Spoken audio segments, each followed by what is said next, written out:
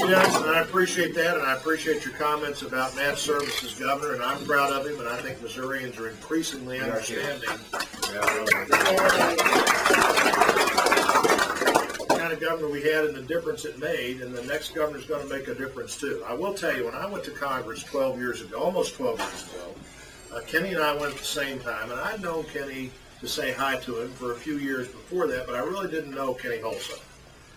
And I have enjoyed the chance to get to know him, to appreciate his commitment to public service, to get to know his family. And it was probably about 3 years into us being in Congress together that I remember talking to Kenny the first time and saying, you know, Kenny, you really ought to be thinking about serving all the people of Missouri at some time in the future. It's great that you're here in this congressional district that I thought no Republican had ever held before. Kenny's corrected me a little bit. The occasional Republican got elected there and never got reelected. So he was the first Republican ever reelected and almost the first Republican ever elected. That's a good thing. And, you know, while you're there, let's get that congressional district solidified. But you've got too much to offer our state to just be representing a ninth of the people of the state.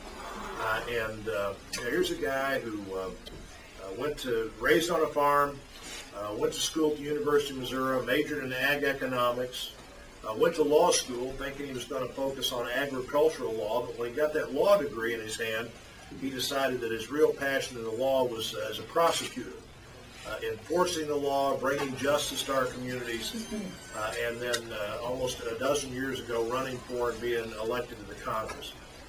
And I've watched him for that dozen years. I've worked with him for that dozen years. I have great confidence in his ability, both as a man of integrity, as a leader. I'd say these things about Kenny Hulshof. He understands our state. He shares our values. I think he has the potential to be a truly great governor, and I intend to do everything I can to help him. The primary is important, but what really counts is how we go from here to the primary and the primary to the general. And I think he's the guy to win that general election and lead us in a great way. Kenny Hulshof. Thanks.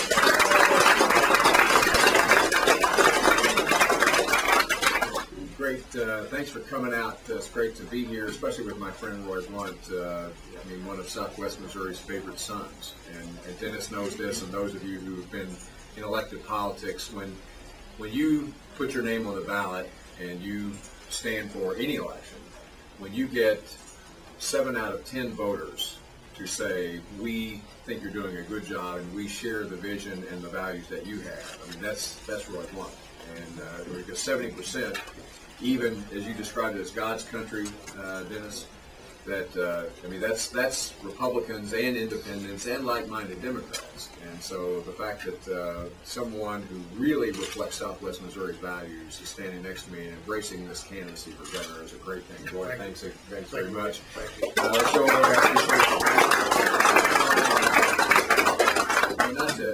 It's not a big speech. I'm just here to visit with you, but something that Roy said, and certainly with the great job that Dennis has done, and other leaders in Jefferson City, in the legislature, and the governor. It's described at the national level when you hear Senator McCain and Senator Obama do their back and forth, and Senator Obama says, "Do we want a third George Bush term?" And we've all heard that. And then you hear the response from Senator McCain is, "Do we want another Jimmy Carter in the White House?" Well, I guess using that sort of barometer, I would ask the voters here across the state, do we want to turn the clock back to the days of Governors Holden and Carney? Because that's really what is the choice that we have this November. Do we want to go back to the days when money was being withheld from public education every single year? Do we want to go back to the days when we had the dubious distinction in Missouri of being the #1 job loss leader? I mean, we had lost more jobs in the state than anywhere in the country per capita. Do we want to go back to the days when these abusive lawsuits were driving up the cost of our health care, driving businesses, the cost of business up? Do we want to go back to the days when the two-word answer to anything under the previous administration to all the challenges that we face in Missouri, the two-word answer was raise taxes?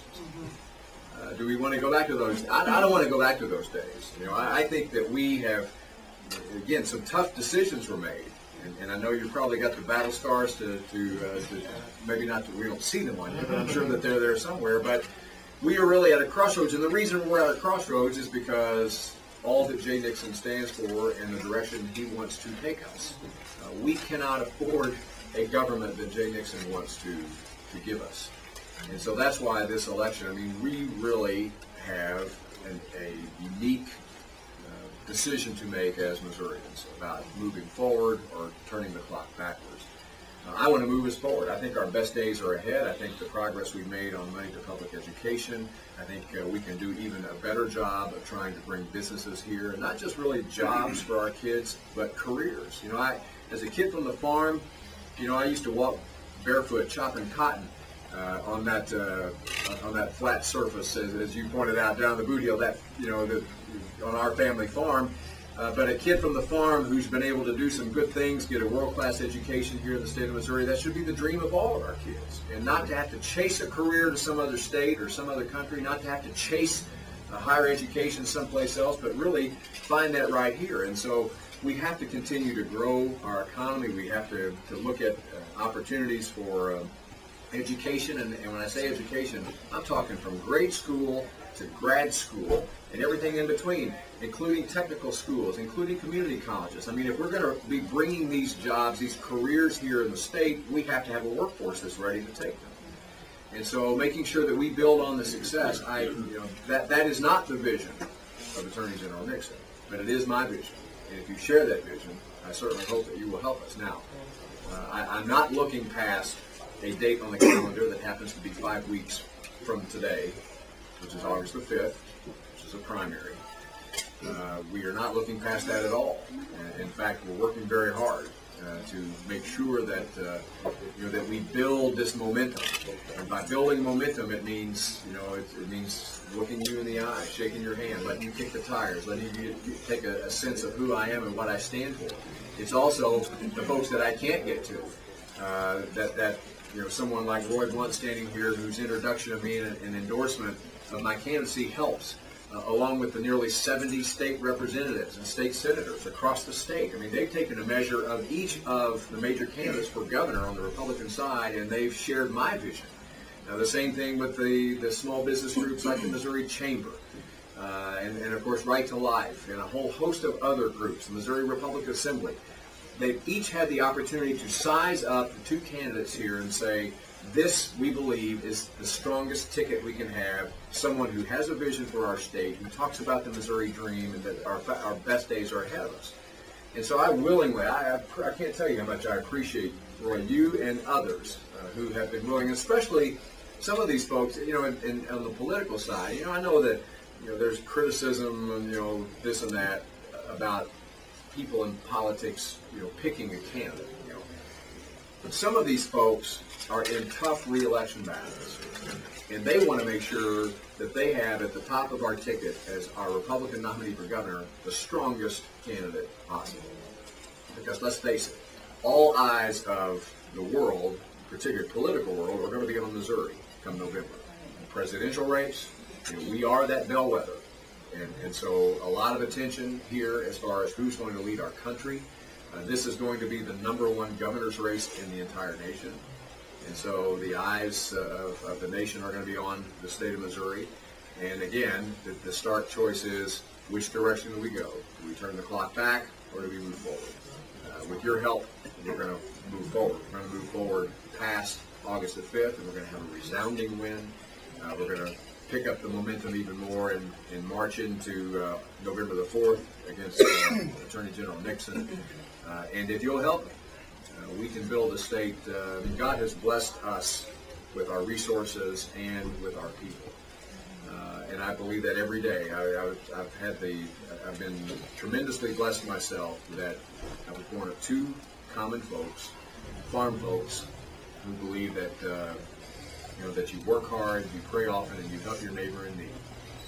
And those are the values and principles that have guided me every single day of my life and will as your governor. I appreciate y'all being here. Thanks for being here. I'm proud to be here with you all.